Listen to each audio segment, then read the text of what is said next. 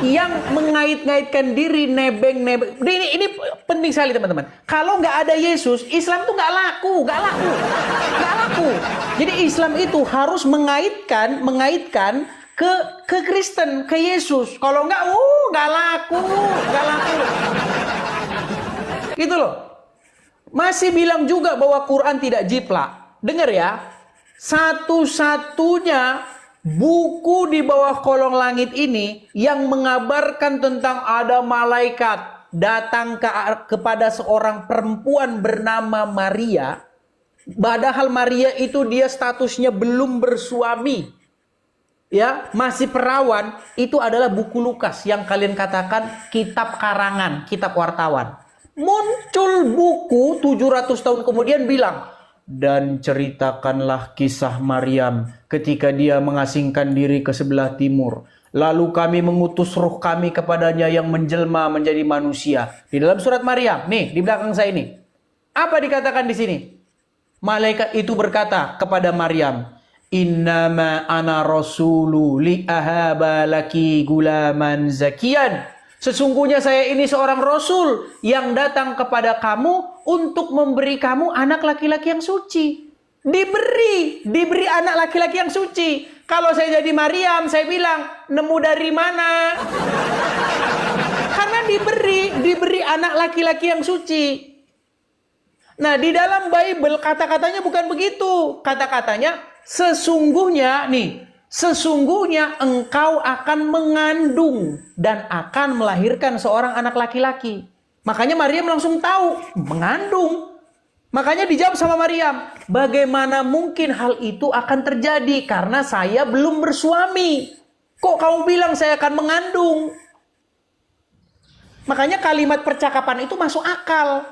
Datang kitab dari Arab 700 tahun kemudian mencoba ingin menjiplak narasi itu, tapi sayang, seperti saya bilang tadi, ibarat mau malsuin uang 50.000 pakai gambar. Setelah digambar kumisnya ditulis 50.000 bawa ke warung. Ya yang harus pasti ketawain. Setelah saya melakukan penelitian, itu dijiplak oleh surat Maryam ayat yang mulai dari 16 sampai 19. Di situ dikatakan, sesungguhnya saya ini seorang rasul. Bahasa Arabnya, innama ana rasulu. Sesungguhnya saya ini seorang rasul. Ya kan? Dari Tuhanmu untuk memberi kamu anak. Memberi kamu anak loh. Emangnya Maryam pernah dia terbesit di pikiran dia bisa hamil sendiri gitu?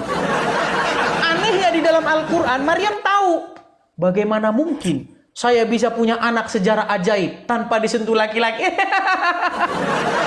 Dari situ kita orang yang waras yang baca, ini akal-akalan, ini percakapan nggak masuk akal. Ini pasti Maryam yang di Quran pernah dengar, pernah nguping Maryam yang ada di dalam Injil Lukas.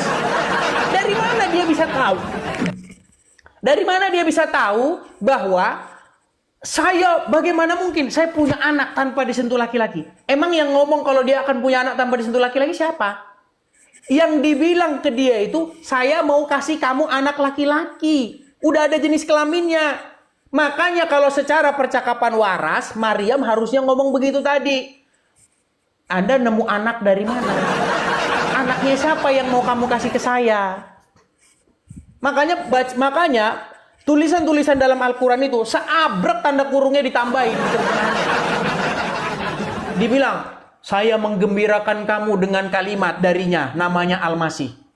Kalimat macam apa kayak gitu? Saya menggembirakan kamu dengan kalimat darinya, namanya Al-Masih. Terus Maryam ngomong, bagaimana mungkin saya punya anak?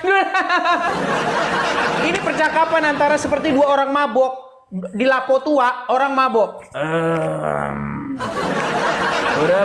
Udah berapa ayammu? Udah berapa? Jawab.